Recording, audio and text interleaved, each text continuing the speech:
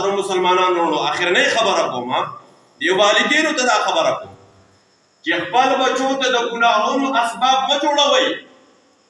په خپل بچو باندې نظر ساتئ ستا بچی چې کم ټیم مدرسې ته لاړو واپسۍ کې دې تپوس وکړه بچیه ستا چوټي څه ټیم کېږي بچیه ستا ناسته پاسته د چا سره ده دې وجه باندې زما محترم مسلمانانو ورونو زه یو ځای د پروګرام ته تللی وم د مدرسې افتتاح وه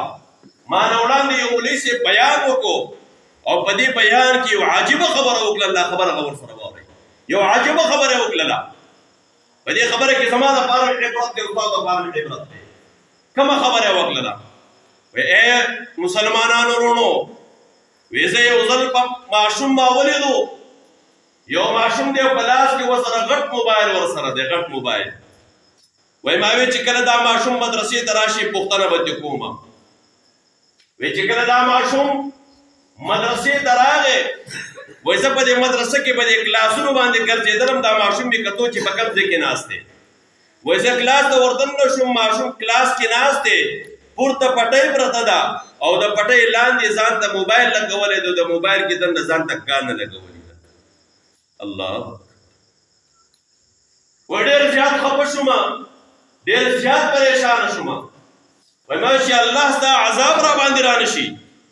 خو بیا مې دا ماشوم راوستلو دفتر کې مې ځان سره کېنو ما ورته وی بچیا زه تا نه وهم زه تا ته سزا نه درکوم ته مه ویرېږه لیکن زه تا نه د یوې خبرې تپوس کوم بچیه رښتیا راته وایه نن چې دا موبایل تا سره در سره دی او په دې موبایل کې تا ګانې ځان ته لګولې دي بچیه رښتیا راته وایه دا موبایل درته چا راوړی دی